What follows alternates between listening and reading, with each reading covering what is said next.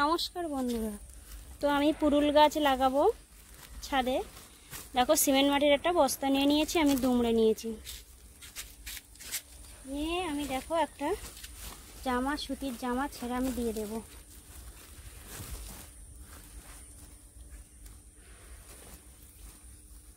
দিয়ে আমি এই পাতা আমি দিয়ে দেবো।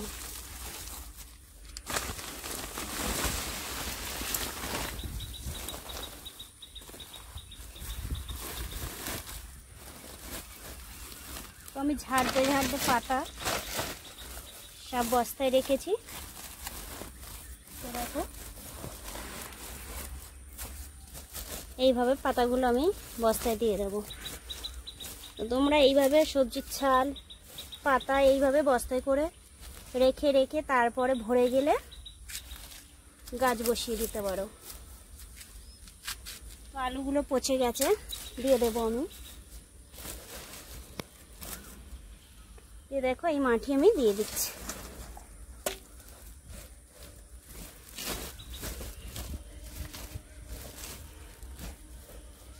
তো এই মাটি আগে থেকে আমি সবজির ছাল দিয়ে পচিয়ে রেখেছি, তার জন্য মাটির সঙ্গে আলাদা করে কিছু মেশাতে হয়নি।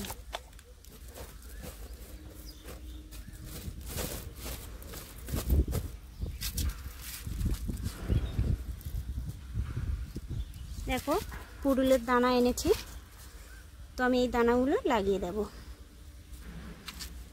তো দেখো এইভাবে মুখ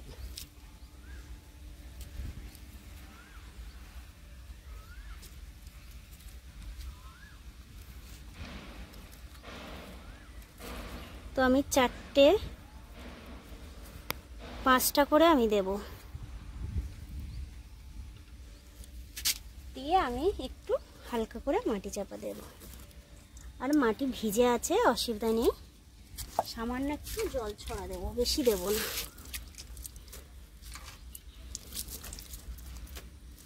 তো দেখো তারপরে গাছ বেরিয়ে গেলে মাটি দেব। দেখো পুরুল গাছগুলো খুব সুন্দর বেরিয়ে গেছে 5-6 দিনের মধ্যে। তো আজ 1 সপ্তাহ 7-8 দিন হয়ে গেছে বেরোনোর পর। দেখো 2 থেকে 3টে পাতা ছেড়ে দিয়েছে, আর এই দেখো ডোগ এসে গেছে।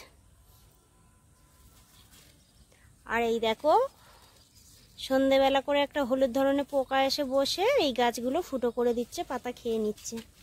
তো এবার আমি এই গাছটা একটু মাটি দিয়ে দেব, যেহেতু গোড়াটা একটু শক্ত হয়েছে। তো আমি শুধু মাটি একটু দিয়ে দেব, গাছটা ঢলঢল করতেছে, পড়ে যাচ্ছে।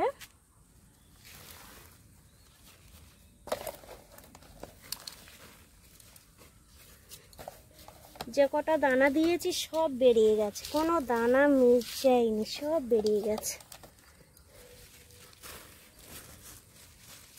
তো দেখো গাছগুলো রোদ্দুরে ছিল বলে গাছগুলো খুব সুন্দর ঘট ঘট হয়েছে। তো ছেও জায়গায় হলে গাছগুলো হালকা একদম রোগা পাতলা হতো, গাছ মরে যেত। বৃষ্টি হচ্ছে এখন,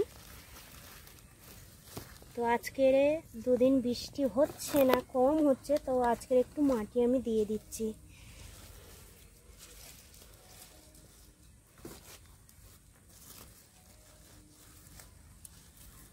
তো দেখো খুব সুন্দর করে মাটিটা আমি দিয়ে দিয়েছি,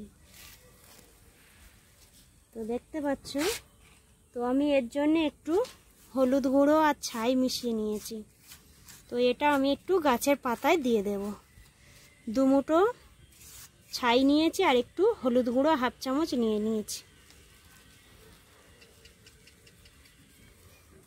তো এটা বিকেলবেলা দিয়ে রাখবো, যেহেতু সারা রাত পোকা আসতে পারবে না, বৃষ্টি হলে তো ধুয়ে যাবে। তো দেখো এইভাবে আমি পাতা আমি ছড়িয়ে দেব।